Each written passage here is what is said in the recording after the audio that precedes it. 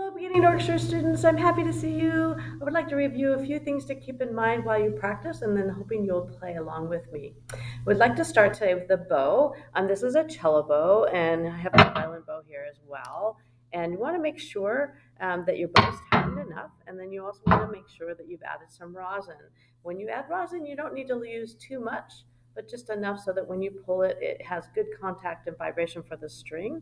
And so once you find that you've tightened your bow, let's talk just a little bit, a few reminders on bow hold. This is the cello bow here. Making sure that your hand is a C shape and relaxed, making sure your thumb is bent. That's the biggest thing. We started off, if you remember, with straws and pencils to make sure it was light in the middle of the bow. In essence, with the cello bow, what hold, you want to make sure that your fingers are pointing to the ground. Your knuckles should be lining up with the bow itself, and most important, making sure that your thumb is bent. So that's the most important thing, so that you have things relaxed. One thing to look for, don't let your hand do this, and don't let your bow go up into your hand. So the cello bow holds a little bit higher than the violin bow hold and the viola. For violins and violas, same idea, making sure everything is curved. This, for violin and viola, make sure that your pinky is up on top, and again, making sure your thumb is bent and everything is relaxed. So I would like to walk through just a few of the exercises that we should be doing with the bow every day. The first one is the flex, and you're going to go in and out like this. And this is just making sure that everything is curved and moves. Make sure you hold on with your left hand so you have something supporting the bow. And you can't do this unless you're bending your thumb and your pinky, so that's important. So we have the flex, we have the wave, which is up and down. We have some circles, forward and backward. We've got the rocket, which goes up and down like this. Keep your bow moving. Windshield wipers. This is more just to feel the weight of the bow. And these are all great exercises to make sure that you are relaxed and flexible. So that's reminders for the bow hold. For instrument hold, I'd like to start with the violin and viola hold. It is super important. You have to have some kind of shoulder rest. If you don't have one like mine, I should have given you a sponge with a rubber band, which works great, almost better at your level. But you have to have a shoulder hold so that it's not sliding around. Okay, so you want to make sure you have a shoulder rest. The thing to keep in mind, remember all those beginning stages we did where we turned our shoulder forward. You want to make sure that your shoulder is underneath. If your shoulder is out to the side like this, there's nothing to hold it up. So you want to make sure it's underneath. Your nose should line up with your fingerboard, should line up with your arm, and should line up with your foot. You want to make sure that your instrument is level. You should be able to hold it without the left hand. Remember, this hand is a fingering hand. It's not a holding hand. You also want to make sure it's not tipped sideways like this. Everything's level so that when you add the bow to it, it has a really good sound. So key is that shoulders underneath and your head is straight. You want to make sure you aren't laying your head into your instrument. So everything is straight, looking forward, so that when we do read music, you can see it off the stand. I'll quickly do the cello hold. Well, I have to move my camera just a little bit. For cello players, I'm going to move it down so you can see a little bit. See if we can move a little farther. You want to make sure that your knees are underneath here. So whatever height, figure out the height correctly. And then we talk about loving your cello. This part of your cello should hit you at about your heart. And then you want to make sure that the C peg is a little bit above your ear. So the C peg should be on around your ear. Now, we also talk a lot about out the window, in the window. And the reason we do that, out the window, in the window, is to make sure your left hand is lined up. Your knuckles should be lining up with the fingerboard, and your thumb should be going back straight like this. Don't let your thumb go up like this. Okay, you want to make sure that your thumb is this way and then your fingers are square. So checking that your elbow's high enough. We also do some ski jumps to make sure it also, if your elbow's down like this, that's not a good thing. So you want to make sure that that's the instrument hold for the cello. Okay, so I'm going to go back to my violin and talk a little bit about the left hand hold for violins as well for fingering. When you are fingering, keep in mind, get my camera going here again, that you want to make sure that your thumb is pointing up. So for cellos, the thumb is behind. Everybody makes a C shape, but for violins and violas, your thumb points to the ceiling and all fingers are curved. What's important is this wrist is straight. There's space underneath here. Your thumb just points up and is super relaxed. Fingers should be curved, and again, your knuckles should line up with the fingerboard. What you don't want is your hand being like this and you don't want your wrist being like this. So you want to make sure your wrist is straight, fingers are curved, and your thumb is pointing to the ceiling. So those are the left hand things you want to keep in mind. Now, as far as left hand, we're going to continue with that. It's really good to review notes. We've learned all the notes on the D string and all the notes on the A string. And so when you are practicing, you want to maybe practice doing speed fingers because the faster you know your fingers, the easier it's going to be to read. So you might have a friend or you might have a parent or someone who can just do the alphabet with you and start with a D string. And I call the speed fingers just to go E, F sharp, G, E, F sharp, G, D, G, F sharp. And go as fast as you can. And then add the A string, A, C sharp, B, D, and just randomly call out numbers and see how fast you can get your fingers down and remember which finger is which note. And then go between the two strings. You might say B, F sharp, G, finger D, B, E, just so you know your left hand notes really, really well. And then the next step I would do on anything that you are learning, start with pizzicato. And then once you have the left hand learned, you want to train your brain with the left hand, then you can add the bow at this point. So first thing I'm going to do is start out with the D major scale.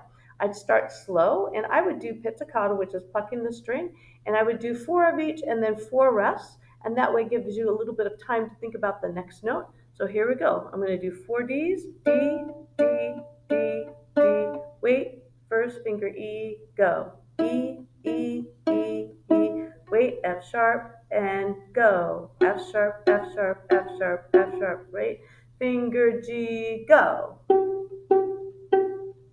open A, next go, A, A, A, A, first finger B, go, B, B, B, B, wait, C sharp, ready, go, finger D, next play, going down to C sharp, play, first finger B, play, open A, next play, finger G, play now, F sharp next, ready, play, first finger E, ready, play, open D, set, play. So those are all the notes you need to know for all the songs we're doing. So that time I did it four plays and four counts of rest. Then you want to add less. So now let's do two plays and two rests like this. You're going to go D, D, rest, rest, E, E, rest, rest, F sharp, rest, rest, G, G, rest, rest, A, rest, rest, B, B, rest, rest, C sharp, rest, finger D, backwards C sharp, first finger B, open A, finger G, F sharp now, and E, open D. And once you feel really confident with that, then you want to try it without any spaces or rests in between. So you're just going to go all the way up the scale and all the way down. And I would say it out loud so that way you're training your brain as you go. You're going to go D, E, F sharp, G, A, B, C sharp, D, C sharp, B, A, G, F sharp, E, D. And that you can speed up as you get really comfortable with doing that. So that's a great exercise for the left hand. So now let's talk a little bit about the bow. If you feel comfortable with doing pizzicato on your left hand, you can add the bow. Things to keep in mind with the bow. First of all, you have to make sure that your hand position is really good. If you play with stiff hands, thumbs that are in the right place, make sure you make a C, then it'll be hard to play. So you want to make sure that everything is curved and relaxed. You also want to make sure the contact to the string is good. You want to play at this point in the game right over these holes, and you want to make sure that your bow is parallel to your bridge. You want to make sure your bow is straight, and you want to make sure the weight and the speed is at a point where it sounds good. So that's the practice part. So if you find that it's too screechy, then it may be that you need a little bit more speed, right? Or if it's too airy sounding, you might need a little bit more weight. So it needs to be straight with the right balance of weight and speed. And then also you want to make sure you're hitting in only one string at a time. So the first thing I would do is making you play just with open strings so you don't have to worry about the left hand. So I'm going to play on the D string and I'm going to do 4 counts down or a whole note down, a whole note up, making sure your bow is straight. So I would go just open D like this, D, 2, 3, 4, up, 2, 3, 4, down, 2, 3, 4, up. Then I'd rock to the A string, A, 2, 3, 4, up, 2, 3, 4, down, 2, 3, 4, up, 2, 3, 4. And again, making sure that your bow is straight, you aren't hitting other strings. And then I speed it up a little bit. I do half notes, which are 2 count notes. So I do 4 on each. I would do 4 Ds and 4 As like this, down, 2, up, 2, down, 2, up, 2, A, 2, up, 2, down, 2, up, 2. And you can continue that back and forth as many times as you want just to get a feel for making sure that the bow is straight. It's a great idea as well if you can play in front of a mirror so you can watch what you're doing or have a parent or someone watch you to make sure your bow is straight. The next thing I would do is quarter notes, which are 1 count notes. So I would do again 4 of each, 4 Ds and 4 As like this. 1, 2, set, play.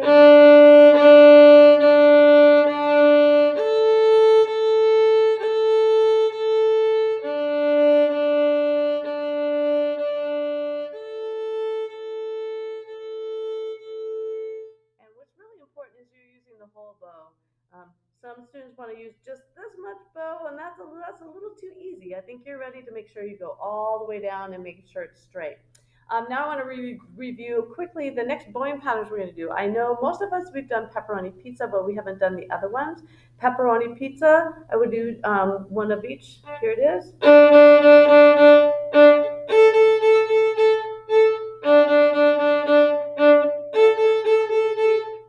And we'll add that to our twinkle song. And then down doggy, up doggy, or on the paper it says down jingle, up jingle, just because of the time of the year. And so I would go down doggy, up doggy, doggy, up.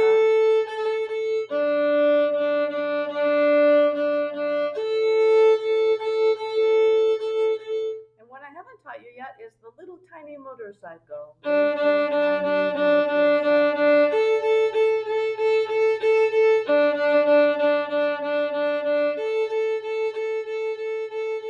So those are all the patterns that we're going to add to Twinkle.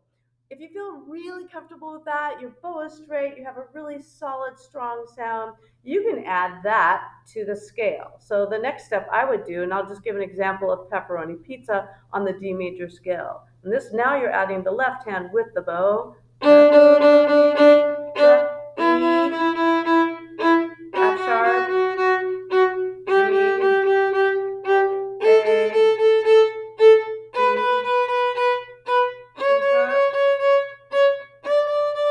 backwards, C sharp, B, A, G, F sharp,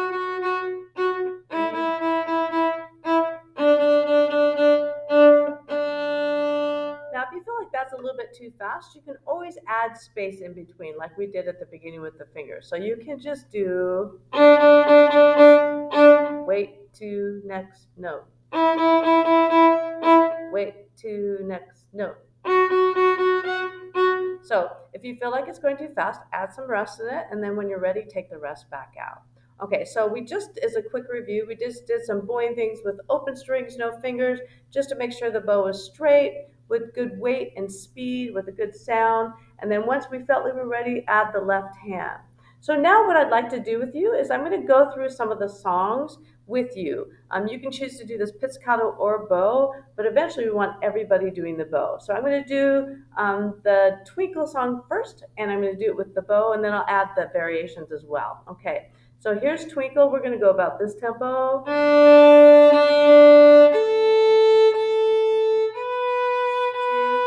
Set, go. D, D, A, slow, bow.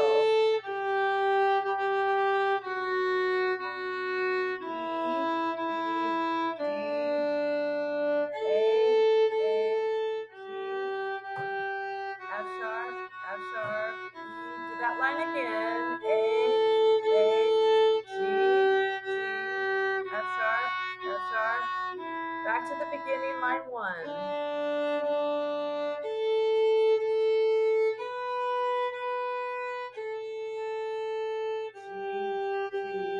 F sharp, F sharp, E, So that's what we call the twinkle theme, just as it's written right on the page. Now I'm going to add variations. So this is the pepperoni pizza variation to twinkle.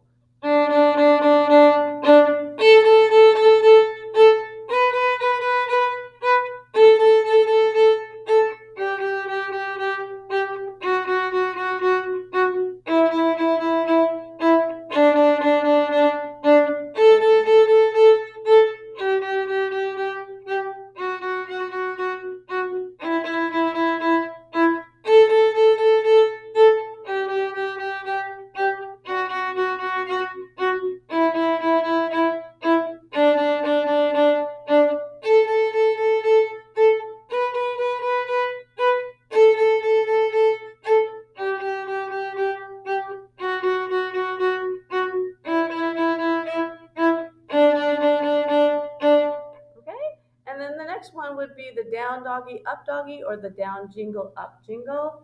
And same thing, we're doing twinkle with just a different bowing variation. Here it is.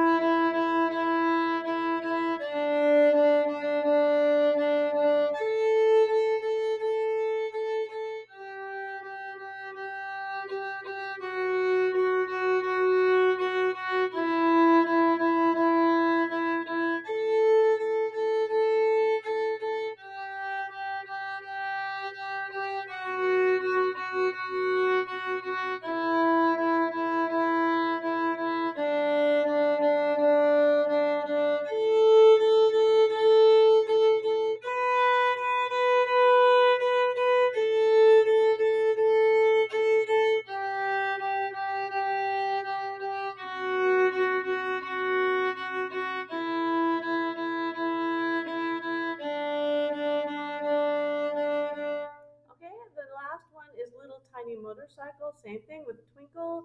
Here we go.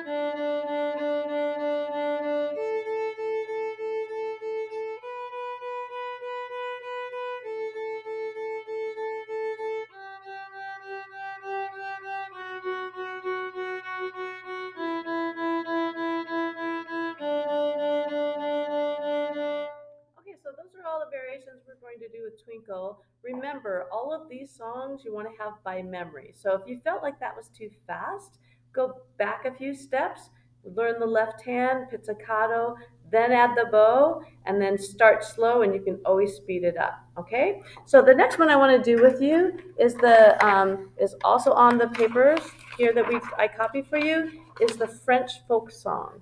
And again, we want this one by memory. Just as a reminder, at the end of the line, it'll say like A2 3. That is a 3 count bow at the end. Okay, so I'm going to play through French folk song. And remember, if it's a little lowercase d, it's a finger D. If it's an uppercase D, big D, it's going to be an open D. Okay, here is French folk song, starting with finger D. Set and...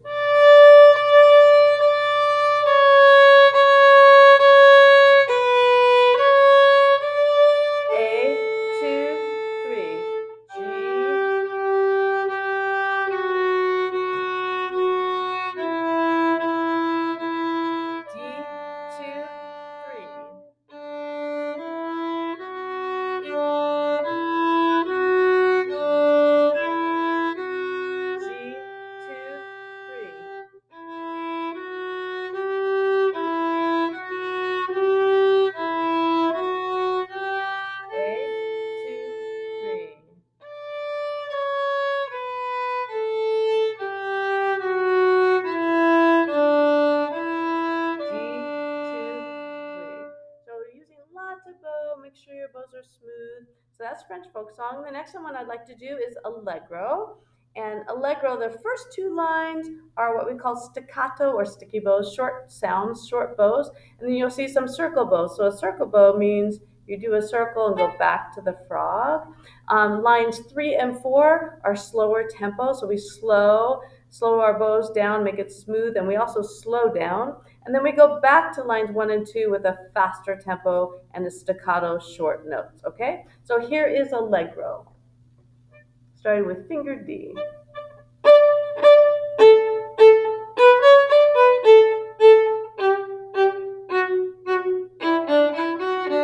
And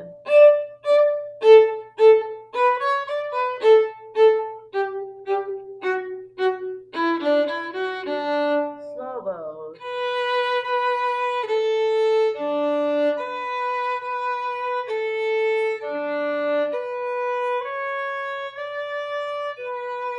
Slow down here. Circle bow back to the beginning.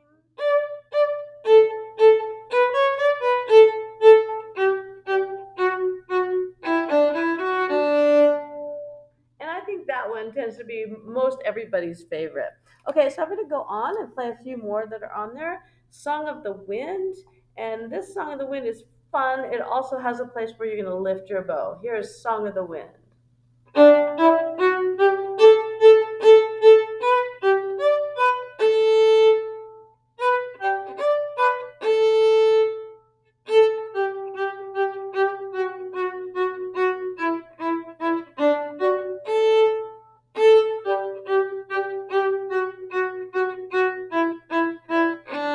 Repeat.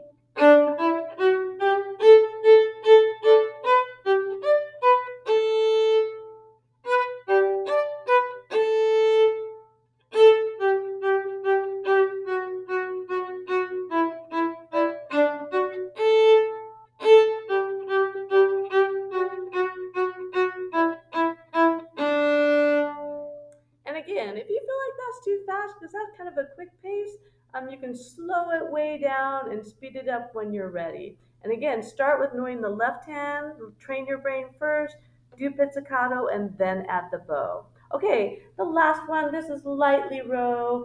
This is what we call legato and smooth. This should be a familiar song for you. Here we go, lightly row.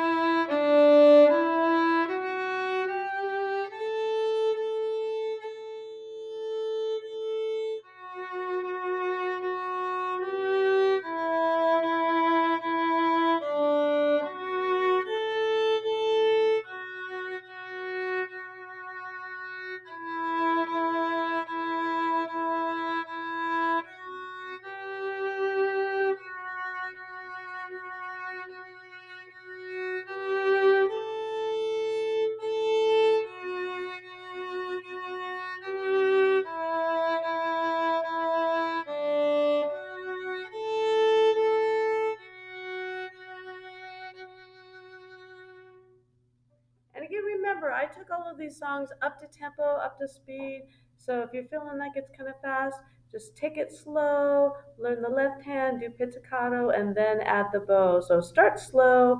The more you practice, the better you get, and just try to play every day. So thanks again, and keep practicing. Thanks for working hard.